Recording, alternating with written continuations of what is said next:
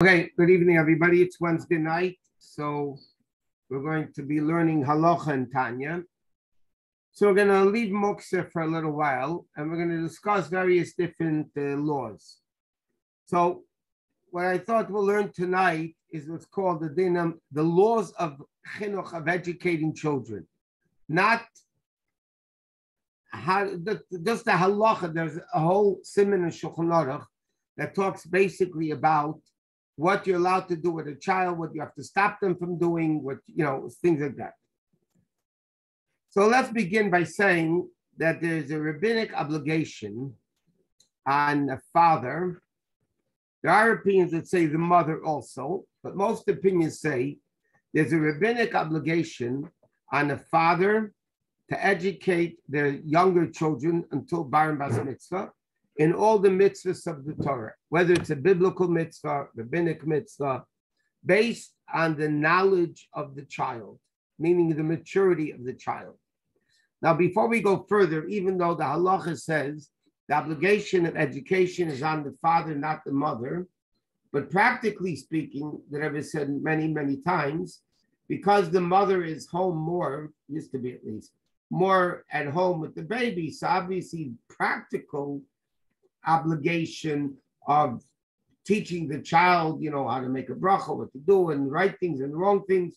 So that rests upon the mother. But the actual halachic obligation of educating the child is basically on the father. Now, that means like this. You have to, if they're doing something forbidden, the father has to stop the child. Now, it also depends at what age. Well, let's see it inside. We'll go. Okay, now don't do this today. It says in halacha that if the kid doesn't listen to you, you hit him a little bit. It says clearly, not hard, not with anger, but nowadays I don't suggest you do it. You might end up in jail.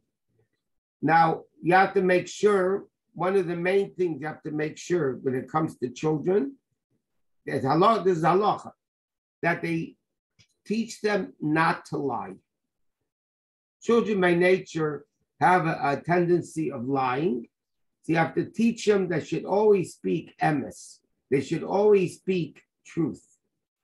Now, truth itself is a broad word. I'll give you examples what they bring down.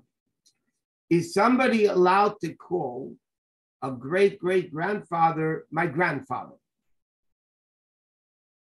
Many times people are descendants. They always tell you, I come from that holy tzaddik. And they say, yeah, it was my grandfather. It wasn't a grandfather, it was a great-great-grandfather. The halacha says that's not called lying. Because people call great-grandfather grandfather. When they're great. They say it was my grandfather. You mean, generally speaking, going back for many generations. We said an interesting thing once, that the Rebbe told, somebody asked the Rebbe a question. In the media, if there were 50 people at a function, they write there were 300. And I'm talking even the film newspapers. So somebody wants to ask the Rebbe a question, how are they lying? There are only 50 people there, and they're saying there's 300 people there. So the Rebbe answered very interestingly. He said, everybody knows that the media exaggerates. It's known. So everybody knows when the media writes 300, there are probably between 50 and 100 people. If the media would write the truth that there were 50 people there, everybody will only think there were 10 people there. And that's not true. So when you have like media outlets that their language, 10 means 100, 100 means 1,000, or 1,000 means 100. The same thing you have, the Gemara says in Hades, you're allowed to exaggerate. When somebody says, a million years ago, a million times they told you. Why isn't that a lie? You didn't say it a million times. You said it 10 times. Why do people say it's a million times? So the Gemara interestingly says, we find in Torah that Torah exaggerates. And one example of it is when the spies came back from Eretz Yisrael, They said, we saw cities that were fortified with walls until the sky, Ad Shemayim. But that's not true. Even if it was a big, tall fence, but it wasn't until up to the sky. So the Gemara says it's not forbidden for somebody to exaggerate because people understand it's an exaggeration. You want to bring out a point, there was a very tall building, you say it went up to the sky. You're not lying that the building's, that's not what you mean, and that's not the way people take it. So it says it's very important for teachers and parents to teach children, especially as it says in Kitzur, especially that they shouldn't be lying from the youngest of ages. Now, when it comes to, there is, let's say, what happens if a kid, boy or girl, doesn't matter, is doing something wrong? So the din is, people, even Bais Din, doesn't have to stop him. Even the court, the rabbis don't have to stop him. But if he's doing it, something forbidden, for an adult, then you have to stop him. Why? Because then the kid is not doing something forbidden for himself. He's doing something forbidden for an adult, and that's not allowed. Then you have to stop him. The courts have to stop him. But what happens if he gives an example, the Alter Rebbe gives an example. If a kid takes a shofar and starts blowing shofar on Shabbos. Now, Shabbos, you're not allowed to blow shofar.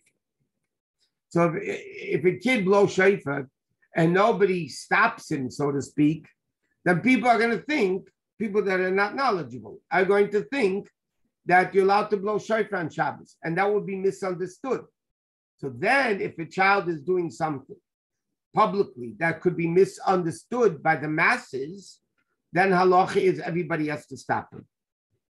But the father, as soon as the child gets to the age of chinuch, and we'll discuss this, what it means, they reach the age of education, the father has a mitzvah, like it's a rabbinic mitzvah, to make sure he does the mitzvah. And if he's doing something wrong, the father has an obligation to stop him, even if it's only rabbinically forbidden.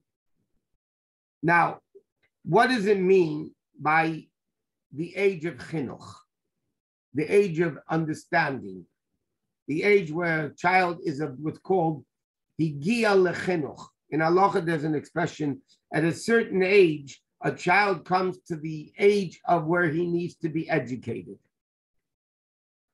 Now, it says like this, by positive mitzvahs, it depends on the sharpness of the child. For instance, if a kid understands that there's Shabbos, the kid's old enough to understand there's Shabbos, then he has to listen to Kiddush, he has to listen to Havdalah. If he knows what a tzitzis is, you have to put tzitzis on him, whether it's a biblical mitzvah or rabbinic mitzvah. But by positive mitzvah means once the child reaches an age where they understand about a mitzvah, obviously they don't know what Shabbos is all about, but they know there's a concept of Shabbos, and they understand that there's things that need to be done on Shabbos. A father has a halachic obligation to teach the child. He needs to listen to Kiddush. They need to listen to Havdalah. They need to do put on tzitzis or whatever the mitzvah may be once the kid reaches that level. By the way, there's another interesting halacha while we're on this topic. Not only is the father obligated to educate his child, there's a halachic biblical obligation, not biblical, it can't be more than the father. There's also a halachic obligation for a grandfather to educate his children. A grandchild. We read in last week's parsha, "V'hodartam levanecha v'livnei vanecha." You should teach the laws. In last week's parsha, we just read it last Shabbos. You should teach your children and your grandchildren. So from there, the Gemara learns out, not only is there an obligation on the father to teach the child, there's actually an obligation on the grandfather to teach the child. Obviously, with the parents, okay, and so on. Now, that's by positive mitzvahs. In other words, by a positive mitzvah, once your child reaches the age that he understands there's Shabbos, there's, tzitzis or whatever. You have to educate the child, or lulav, whatever it may be, whatever the positive mitzvah may be, the child needs to be educated to do the mitzvah. When it comes to negative commandments, then once a child understands that when you tell him no, it means no, then you have to tell him. Okay? Or I'll give you a simple example. What happens if it's a 2-year-old kid? Okay? Even the father doesn't have to stop him from desecrating Shabbos or, God forbid, eating something forbidden. Because the kid doesn't know what you're talking about. But it's interesting. The father doesn't have to stop the child. But nobody, not only not the father, nobody else is allowed to give him to do things which are forbidden. In other words, a father, nobody is allowed to give him forbidden food with your hand to give a 2-year-old kid, and that's biblically, something which is biblically forbidden, you can't even give a 1-year-old, a 2-year-old. You're not allowed to give them something and say, they're only a kid, it doesn't matter. Okay, because it says you're not allowed to eat it, means you can't even feed it to kids. Even something which is only rabbinically forbidden, like chicken and milk, which is rabbinically forbidden. You also can't give him, and you can't allow the kid, to desecrate Shabbos and things like, even in rabbinic things. So in other words, the law is like this. You are not allowed to give something forbidden to a child of any age. I'm not talking if it's medically needed and, God forbid, a kid's sick and NICU, and that's a whole different world. We're talking under normal circumstances. It's forbidden for a father or any person for that matter to give a child who's under bar bas mitzvah, to give him things which are forbidden, even if they're rabbinically forbidden. If a kid is doing that on his own, and he's 2 years old or under the age of, say, 6 or 7, which is the normal age of understanding in halacha, so then you don't have to stop. Bais Din doesn't have to stop a kid 10 years old that's doing something forbidden. The only one that has an obligation to stop a child 10 years old from doing something forbidden is the father. Nevertheless, the custom is, if somebody has influence in a positive way on the child, they should, try to get him not to transgress the sin. But in other words, to give him something forbidden with your hands, that's not allowed at all. Like a total muktzah toy, or are you saying food only? To give him a muktzah toy to play with, because muktzah is rabbinic, so a father cannot give the child a muktzah toy to play with. If the child is playing with a muktzah toy and he's under 6, let's say, the father doesn't have to stop. Even the father doesn't have to stop. Once the kid reaches the age of chinuch, which is usually around 6 years old, 7 years old, so then the father has an obligation, a halachic obligation to stop him, to take it away from him. Rabbi Shusterman, what about asking a child to open or close a light that happened by mistake or something? That's muktzah. It's not muktzah. Turning on a light or turning off a light, it could be biblical, could be rabbinic. So is a 2-year-old less than 2 allowed to do it? Technically not, unless if the child is doing it for themselves. We're going to get there soon. For instance, if a little kid, a 2-year-old kid, 3-year-old kid is walking to shul, right? And they want to take a goodie bag with them from the house to the shul, correct? So they're doing it for themselves. So then you don't have to stop. You can even let the kid take it himself and carry it to shul. Even the father doesn't have to stop it. If the kid is the father let's say he wants to give his kid, let's say there's no Erev and you're not allowed to carry. And the father wants to give his 3-year-old kid the father's talus to bring to the shul, then we just learned you're not allowed because he's doing it for an adult. And that you wouldn't be allowed to do.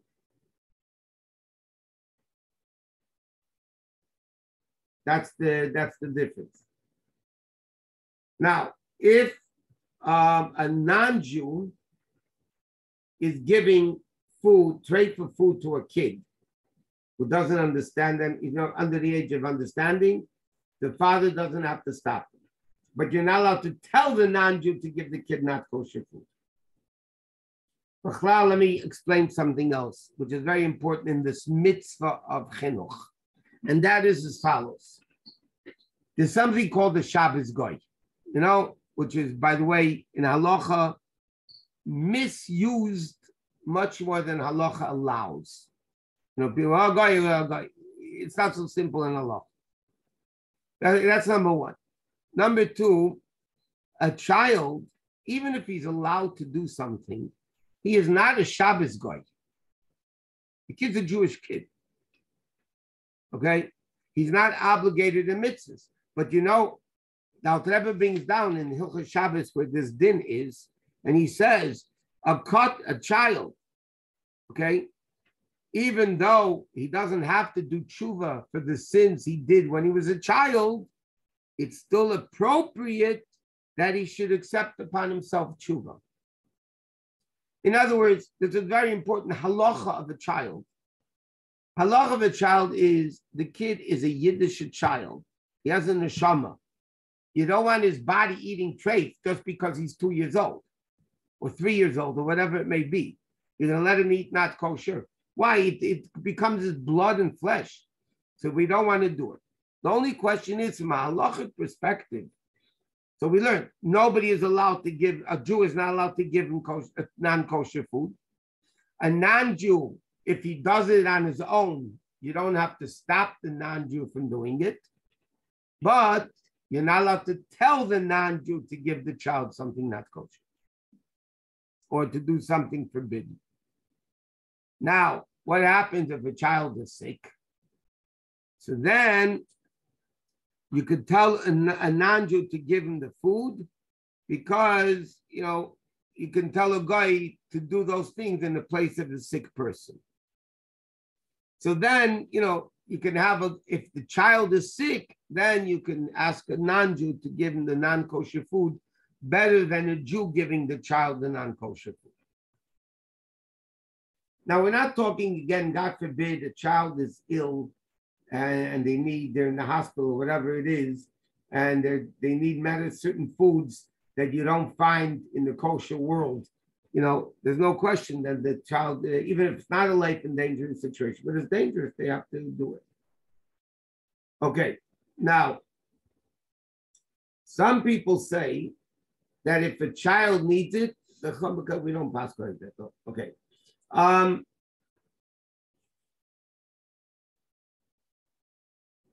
just looking for, okay. Now, what happens, again, like we said, I'll give you another example, which halacha is lenient with children in this. We know that once somebody davens Shabbos morning, you're not allowed to eat anything or drink anything until you make kiddush. I know people don't do that, but that's the halacha. Once you daven Shachris, you're not allowed to eat or drink anything until you make kiddush. Not even water. What happens, or after you light Shabbos candles, Friday night, you're not allowed to eat or drink anything until you make kiddush. Once sundown comes Friday night, men and women are not allowed to eat or drink anything until they make kiddush. Same thing Shabbos morning before kiddush. You're not allowed to eat or drink. Saturday night, unless if you're in the middle of a meal with bread, when sundown comes, Saturday night, you're not allowed to eat or drink anything until you hear Havdalah. That's the halacha in Shulchan Aruch. You can't eat until Kiddush? Shabbos morning, once you daven Shachris, I said that. Once you daven Shachris. By the way, in the non-Chassidic world, you look in Poskim, in the non-Chassidic world, women are not allowed to eat before davening Shabbos morning unless they make Kiddush. But in our circle, the Chassidic circles, they don't do it. They basically, once you daven Shachris, then you have an obligation to your Kiddush. So now, are you allowed to give a child to eat or drink before Kiddush? Comes Friday night in Shul, it's already the middle of Ma'ariv. The candy man gives the kids a candy. Kid's 10 years old. Halachically, the father can give it, or an adult can give it to the kid, and the kid is allowed to eat it. I'm not saying it's a mitzvah to do that. Or Shabbos morning, or whatever. They already davened, and the kid's taking a drink, he's thirsty. Mitzvahs like that, which are number one rabbinic, and the kid is doing it for himself, and he knows it's a unique thing. He's not going to become an adult and do the same thing. So then halachically, you're allowed to do that. That's fine. You can give it to them. But you can't, again, like we mentioned before, what happens if a kid wants to do something for himself? Like again, I'm talking about a baby under the age of chinuch. Over the age of chinuch, the father has to stop the child. Once a kid's 5 or 6, a kid wants to carry a snack to shul, and there's no aiders. Halachically, the father has to stop it. What happens though if the kid's under 6? A 4-year-old kid is walking to shul, and he wants to take, we said before, a goodie bag or a snack or a bottle of water, whatever. Then he's allowed to give it to me. He's allowed to take it because he's doing it for himself. If he's doing it for an adult, he wouldn't be allowed to. And many people are very lenient about this, but it's against halacha. I mean, lenient, not in halacha. I'm saying lenient, they do it. But the truth of the matter is, the kids are not allowed to do something like in any way whatsoever.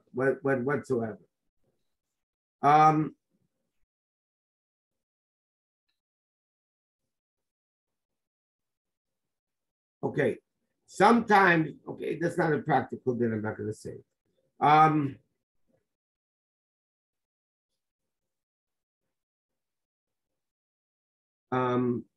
Okay, now another thing is like this. Anything which is not forbidden, but the time makes it forbidden. I'll give you food on Yom Kippur. The food is not forbidden. Yom Kippur makes the food forbidden. Or, I'll give you an example. That what the case with Vaad Rebbe says. There's a whole question in halacha. A lot of times these cookies have letters written on them. Okay, so I don't want to go into that whole thing in Hilchos Shabbos of the letters in the cookie, out of the cookie, over the cookie, on top of the cookie, whatever. But the din is, in Shulchan Aruch it says you're not allowed to break a cookie that has letters on it. Can I put the whole thing in my mouth, let's say? It's not a big cookie, let's say, or you have a very big mouth. So am I allowed to put a cookie that has letters on it? Biscuits that have those letters on it. Can you put it into your mouth?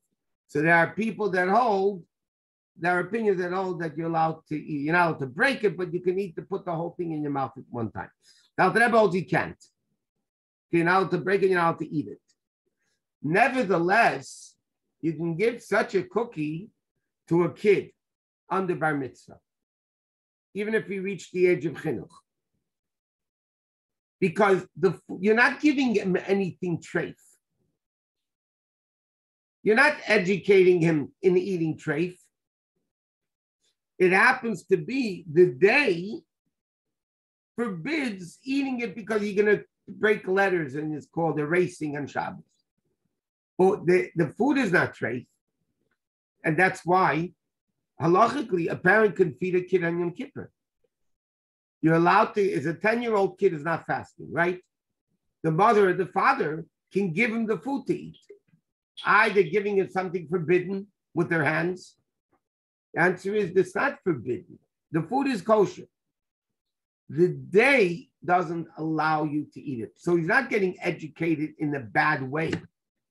He's not going to know, okay, because I ate as a kid, therefore I'm going to eat as an adult on Yom Kippur. If it's forbidden food, it will always be forbidden. Something which is forbidden in time, like we said before, eating before Kiddush, or eating on Yom Kippur, or giving a kid a cookie that an adult would not be allowed to eat on Shabbos because there's letters and you're going to be erasing the letters when you eat it. That you're allowed to give to a kid. Why? Because you're not giving anything forbidden. And again, he could do things which are for himself. But it says it's better not to put the cookie in the kid's mouth, but the kid take the cookie and eat it. And then there won't be a problem. So these are general dinim by the way, not in the chinuch. Chinuch class we have separate. But these are the dinim of chinuch in a general way. Just want to see what else there is here. 1 second.